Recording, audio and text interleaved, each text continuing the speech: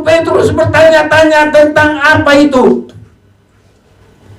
Tuhan memberitahu kepadanya dari orang suruhan dan dari pengalamannya sendiri bahwa Tuhan saat itu tidak lagi membedakan mana Yahudi, mana yang bukan Yahudi. Asal mau membuka hati dengan sungguh-sungguh, semua boleh menerima. Inilah pirikati kita malam hari ini. Penuh dengan kerendahan, bersyukur. Oh Tuhan, sebenarnya kalau bukan remah-remah yang jatuh, kami ini tidak dapat apa-apa. Karena mulai pilihan dari Abraham, anak Abrahamlah yang boleh diselamatkan. Tapi Yesus yang ditolak, yang sudah mati dan bangkit itu, kalau kita terima, kita juga menjadi anaknya Abraham.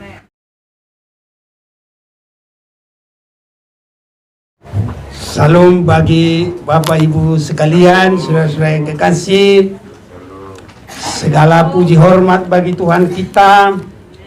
Oleh sebab kasih-Nya kita berhimpun saat ini. Saudara-saudaraku, kiranya Tuhan tolong kita bagaimana perayaan Natal bagi kita yang sesungguhnya, supaya tidak merupakan hanya kebiasaan saja, tapi harus benar-benar kita lihat juga dari firman Tuhan. Penyampaian firman Tuhan sekarang sepertinya tidak ada ayat-ayat yang biasa-biasa, tapi ya beda. Dalam mulai saya bacakan Kisah Rasul pasal 10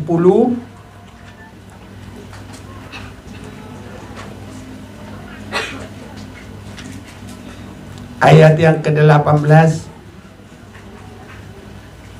Ia berkata kepada mereka, kamu tahu betapa kerasnya larangan bagi orang Yahudi untuk bergaul dengan orang-orang yang bukan Yahudi atau masuk ke rumah mereka. Tetapi Allah telah menunjukkan kepadaku bahwa aku tidak boleh menyebut orang najis atau tidak tahir. Saudara-saudaraku yang kekasih, saya rindu ingin semua Kristen mengerti. Ini apa yang saya baca ini adalah hubungan Yesus yang pertama di luar orang Yahudi. Kita semuanya, kalaupun ada orang berkata orang Batak adalah bagian Israel yang hilang, oke lah. Tapi ini di luar orang Yahudi. Saya yakin kita pasti ngaku kita juga di luar orang Yahudi. Jadi yang sesungguhnya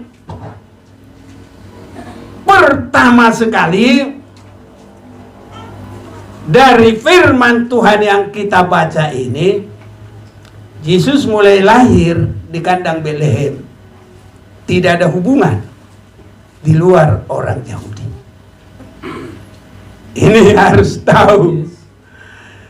Jadi kita merayakan Natal bukan di kandang Betlehem itu. Ini saudara. Yesus ada hubungan dengan kita sesudah kematiannya, sesudah kebangkitannya. kelahirannya sampai dia mati tidak ada untuk di luar orang Yahudi. Itu sebabnya sewaktu perempuan Kanani datang, Yesus Tuhan, tolonglah anakku sakit, tidak digubris. Hanya saudaraku, perempuan ini memiliki kesungguhan yang tidak bisa pudar. Dia lihat Yesus lewat, diikuti terus dia berteriak. Sekarang bukan Yesus yang tidak memperhatikan, langsung murid-murid Yesus berkata, "Guru,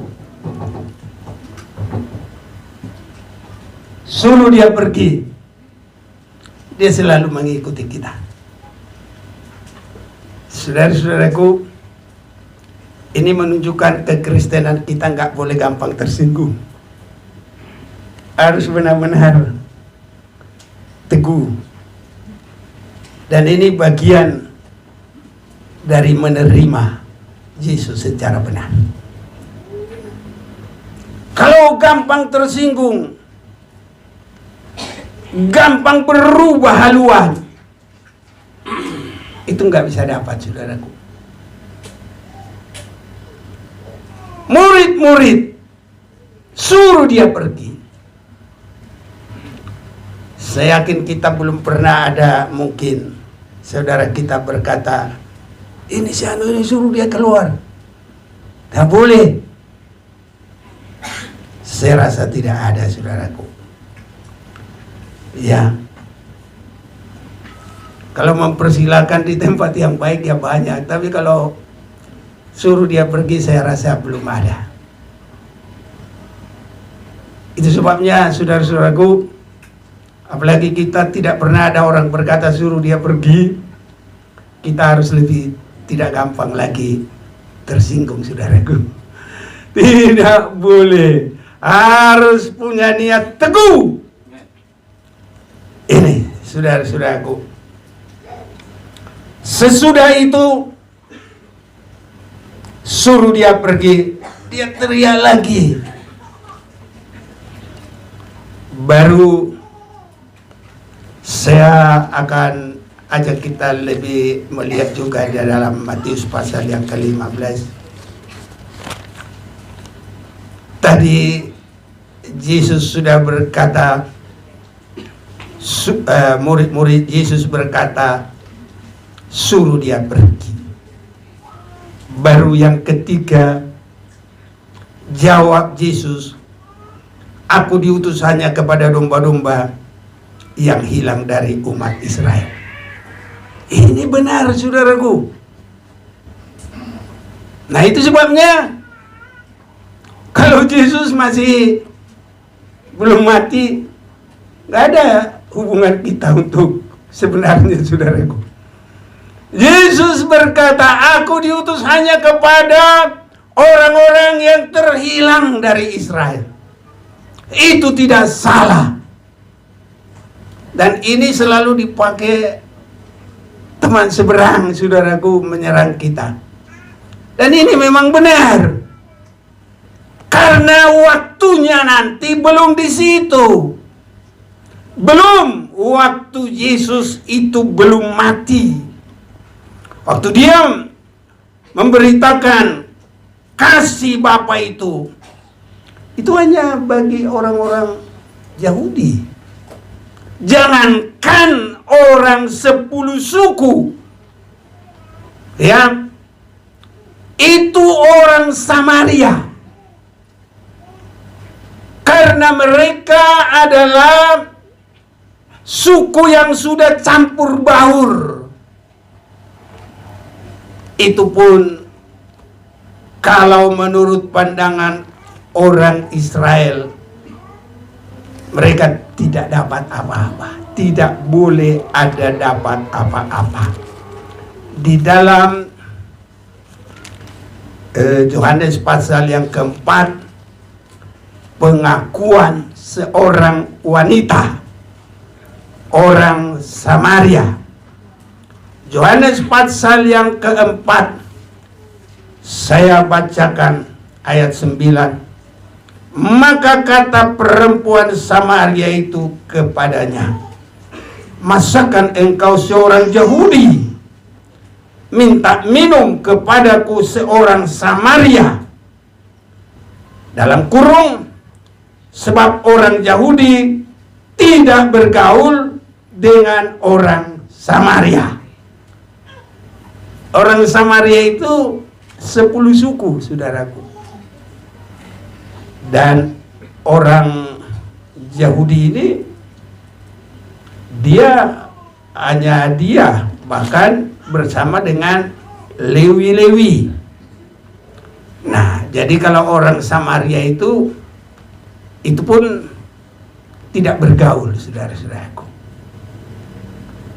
Ini nanti menunjuk kepada kita kapan yang di luar orang Yahudi ini boleh mendapat berkat, supaya kita bisa membuka hidup benar-benar Yesus masuk dalam hati kita. Ini yang kita akan perhatikan, saudara-saudaraku. Sebelumnya masih terlalu banyak halangan di dalam rencana keselamatan itu. Banyak, saudaraku, orang juga ribut tentang Natalan. Ada bilang bukan tanggal 25, ada bilang tanggal 25. Ngapain susah-susah? Yesus lahir aja, orang Samaria aja belum dapat. Ya, di luar orang Yahudi, Yesus sendiri berkata, aku diutus hanya kepada orang Yahudi yang terhilang. Yesus berkata, mau apa lagi kita, saudaraku? Apalagi tidak ada yang diributkan. Tetapi satu perkara, kita harus memiliki kerinduan yang sangat dalam. Karena dalam Matius pasal yang ke-15 itu, di situ nanti semua akan berubah keadaan. Dalam Matius pasal yang ke-15 itu, saya lanjut membaca.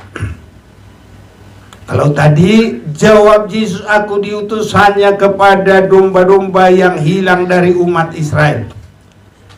Tapi perempuan itu mendekat dan menyembah dia sambil berkata, Tuhan, tolonglah aku. Artinya kalau kita belum ada dijawab Tuhan, jangan langsung mundur, saudaraku. Jangan kecil hati. Terus, inilah yang Tuhan inginkan dari kehidupan kita. Satu kehidupan yang penuh dengan kerinduan yang bertalu-talu. Nah, kalau kepada kejahatan, itu namanya udah keras kepala, keras tengkuk. Tapi kalau datang kepada Tuhan, itu bukan keras kepala, saudaraku. Itu penuh kerinduan. Dan ini Tuhan mau dihargai oleh Tuhan. Dihargai oleh Tuhan. Tetapi perempuan itu mendekat dan menyembah dia. Saudaraku, kesungguhan hati kita tingkatkan terus. Amin. Tingkatkan terus. Jangan langsung ciut, jangan langsung patah semangat. Semangat terus. Saya tempoh hari pergi ke Samarinda, disepakati untuk mengajar sekolah Alkitab. Senin pergi sampai sana, sorenya langsung perkenalan. Selasa pagi, sore, malam. Rabu pagi, sore, malam. Kamis, Rabu, sore, malam. Jumat setengah hari, pagi sama sore. Sabtu dibawa jalan-jalan, pagi saja, setengah hari jalan-jalan. Kalau sebagian sudah berkata begini, apa nanti mau dibicarakan yang tua ini? Mau ngomong apa dia? Sudah tua begitu. Apa dia? Tahu-tahu begitu dia lihat, weh, kalah saya. Suara saya lebih pelan, malah dia bilang. Baru tahu. Nggak apa-apa. Tua-tua juga semangat kok. Kalau untuk Tuhan, kalau untuk berantem nggak berani. Kalau untuk Tuhan masih terus, nggak boleh mundur. Saya biar semangat tua maju. Jangan boleh mundur, apalagi yang muda-muda ya. Nah, tapi waktu pertama mereka lihat, yang tua-tua ini paling nanti kita ini tidur ini bosan didengarnya. Wah, tahu-tahu dia pakuk. Semua dia pikir baru semua.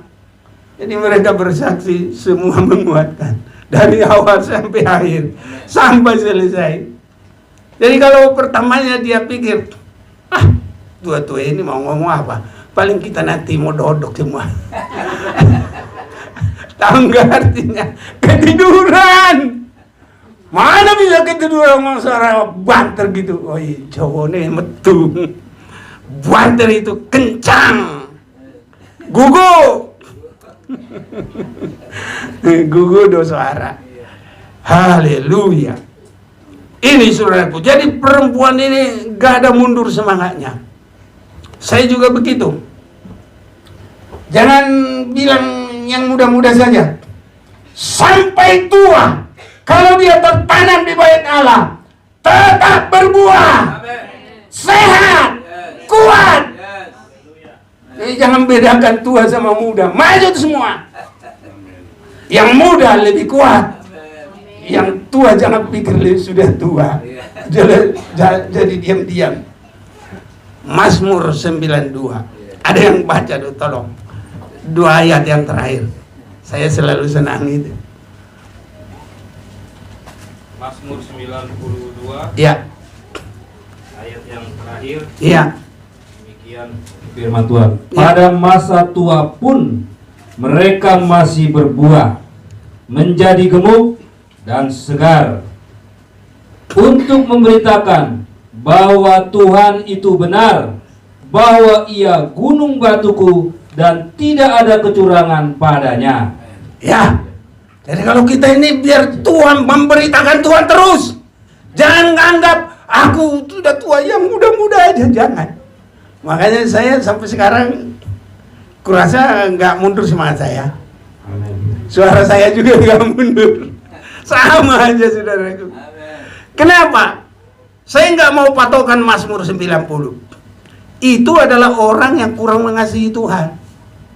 Jadi dia hanya 60, 70, habis itu tinggal kesusahan. Hudul mahu amang isi, tenang-tenang mau, mamereng-mereng mau isi. Jangan saudaraku. Biar tua tetap berbuah untuk memberitakan kebaikan Tuhan. Jadi jangan berkata yang muda-muda aja, semua maju. Yang muda maju, yang tua jangan berhenti. Kecuali kalau sudah di Tanah Abang, Balikpapan, mau apa lagi? Itu Tuhan sudah. Tapi itu pun harus matinya orang yang mengasihi Tuhan. Iya. Berharga itu, mati pun berharga. Tapi orang yang mengasihi Tuhan, berharga di mata Tuhan kematian orang yang mengasihinya. Jadi biar tua tetap mengasihi Tuhan. Amin. Iya, saya lihat perempuan itu ada pada dia tabiat itu. Lalu Tuhan berkata, tetapi perempuan itu mendekat dan menyembah dia sambil berkata, Tuhan tolonglah aku. Tapi Yesus menjawab, tidak patut mengambil roti yang disediakan bagi anak-anak dan melemparkannya kepada anjing. Roti anak-anak itu rotinya orang Yahudi, hanya kepada mereka. Kita ini tidak patut menerima, dan kita ini di pemandangan Tuhan adalah orang-orang yang tidak baik saat itu. Kapan nanti diterima? Inilah nanti yang kita perhatikan. Jadi hati dari perempuan ini, apa dia bilang? 27. Ada baiknya kita mau baca dulu sama-sama ya. Sudah dapat di sini? Sudah. Ya, ayat 27. Matius 15, 27. 1, 2, 3. Kata perempuan itu, benar Tuhan, namun anjing itu makan remah-remah yang jatuh dari meja Tuhan. Inilah kita, orang kafir ini, menerima Yesus dan kemurahannya. Kalau kelahirannya itu nggak ada buat kita, nggak ada. Tapi kalau kita selalu setia, selalu menanti, kapan saja pun, disitulah Tuhan lihat apa yang terjadi. Berbalik. Maka jawab Yesus dan berkata padanya, hai ibu, besar imanmu. Amin. Amin. Ini kita, saudaraku. Ini penerimaan kepada Yesus. Kalau kelahirannya itu bukan kita ngurusin itu. Ya. Maka jadilah kepadamu seperti yang kau kehendaki. Jangan ribut kita dalam hal-hal yang lain. Yang penting Tuhan memberkati kita. Ini saudaraku, sering sekali ribut di tempat yang lain, tapi nggak dapat berkata apa-apa. Yang penting kita dapat berkat. Apapun itu terserah. Ini saudara-saudaraku, cara kita menerima Yesus. Itu sebabnya dalam Markus pasal yang ke-16 kita akan lebih maju lagi. Saudara-saudaraku yang kekasih, di dalam hal inilah penerimaan kita penuh kepada Yesus.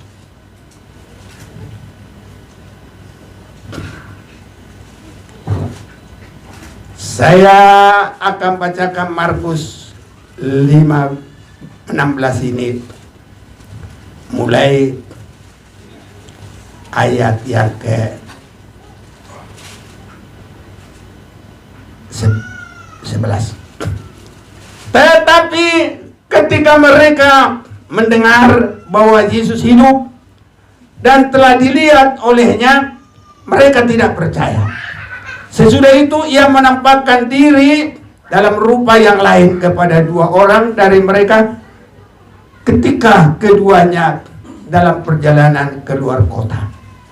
Lalu kembalilah mereka dan memberitahukannya kepada teman-teman yang lain. Tapi kepada mereka pun teman-teman itu tidak percaya. Akhirnya ia menampakkan diri kepada ke-11 orang itu ketika mereka sedang makan. Dan ia mencela ketidakpercayaan dan kedegilan hati mereka. Oleh karena mereka tidak percaya kepada orang-orang yang telah melihat dia sesudah kebangkitannya. Lalu ia berkata kepada mereka, pergilah ke seluruh dunia, beritakanlah Injil kepada segala makhluk. Gak dibatasi lagi. Sebelum Yesus mati dan bangkit, terbatas. Inilah yang kita harus terima malam ini juga. Pasti kita tidak kecewa. Kalau kita datang di Bethlehem, hei, bukan untuk kau. Kalau Yesus juga sudah mulai melakukan pekerjaannya, hei, bukan untuk kamu. Tapi kalau sudah Yesus mati dan bangkit, pergilah siapa saja, kita semua menerima Dia, dan Tuhan berkenan. Satu, hati kita bagaikan kandang yang mau dibersihkan. Ini yang penting. Maukah hati kita dibersihkan malam hari ini? Kalau mau, baru untuk kita. Ini caranya Natal kita. Kalau Natal kita bikin, ya, mengingat Maria, Yusuf, itu untuk orang Israel.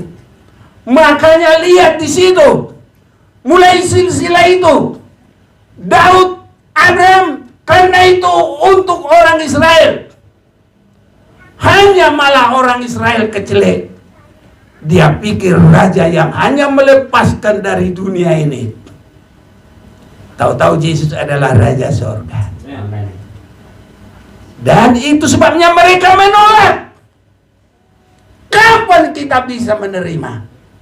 Karena mereka menolak Yesus. Kalau orang Israel tidak menolak Yesus, nggak ada kita ini boleh masuk surga ini. Ya, Roma pasal 11 ayat 25. Ayo baca. Roma 11 ayat yang ke-25. 25. Ya. Demikian firman Tuhan. Sebab saudara-saudara, supaya kamu jangan menganggap dirimu pandai, aku mau agar kamu mengetahui rahasia ini. Sebagian dari Israel telah menjadi tegar sampai jumlah yang penuh dari bangsa-bangsa lain telah masuk. Ya. Jadi penolakan mereka itu, saudaraku, kita boleh terbuka. Kalau tidak, kita nggak dapat, saudaraku. Jadi bangsa Israel itu pintu. Mereka menolak, kita masuk. Nanti mereka masuk, pintu tertutup. Siapa yang sudah di dalam, ya itulah. Makanya berebut, saudaraku. Siapa cepat dia dapat. Ini sama dengan di kolam Bethesda. Siapa yang duluan? Selamat. Nanti kalau gak cepat, saudaraku, makanya kita semua cepat masuk dalam keselamatan yang dari Tuhan. Malam hari ini jangan membiarkan hati kita lewat. Harus Yesus itu sudah ada. Siap dibersihkan semua. Siap dipimpin kepada kebenaran. Dalam arti siap selalu diperhatikan, digembalakan. Dan kita menjadi dombanya Tuhan. Enak, saudaraku, kalau sudah begitu. Ya. Sehingga pertama sekali tadi, harus orang Kristen itu yang rendah hati.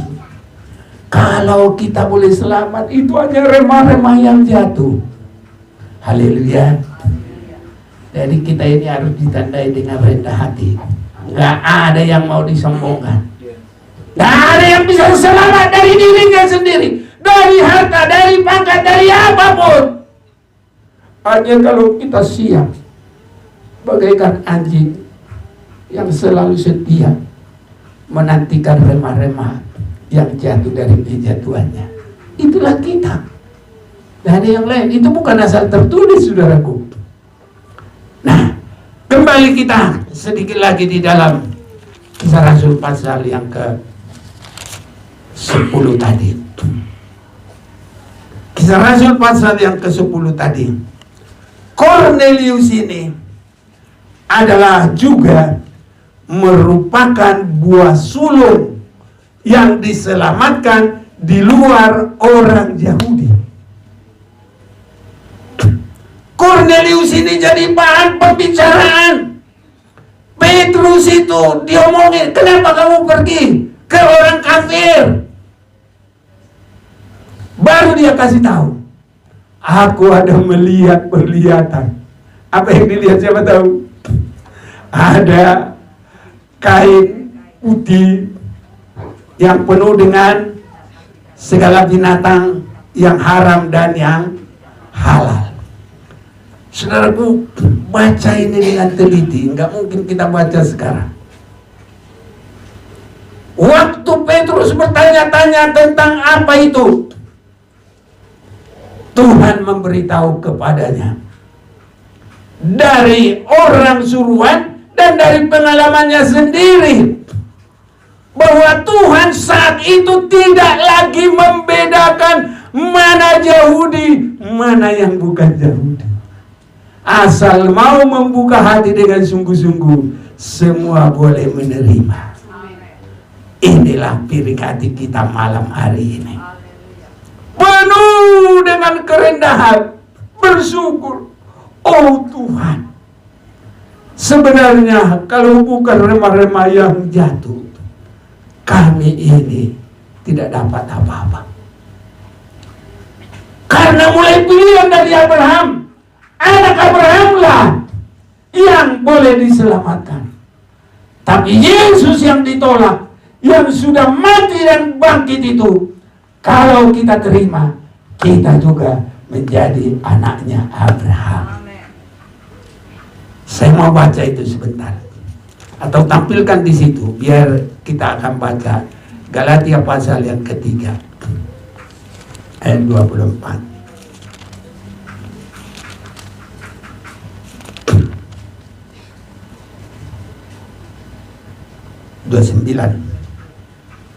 Sudah dapat 29 ya. 1, 2, 3 kita baca bersama. Dan jikalau kamu adalah milik Kristus, maka kamu juga adalah keturunan Abraham dan berhak menerima janji Allah. Inilah kita berhak menerima janji Allah. Kalau Natalan itu nggak ada berhak kita, nggak ada disuruh kita buat itu. Benar. Jadi pengalaman Petrus tadi, dan yang menerima pertama adalah Cornelius.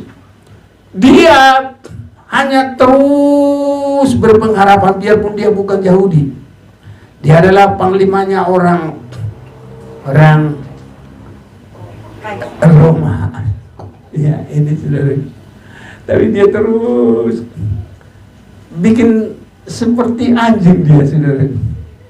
Yang kapan nanti remah-remah itu jatuh? Begitu saya lihat nanti remah-remah itu jatuh, dan dia dapat. Dan dapatnya itu lewat penglihatan tadi. Penglihatan bagi dia, penglihatan bagi Petrus. Kepada Petrus dikatakan, jangan katakan lagi haram apa yang sudah dihalalkan Tuhan.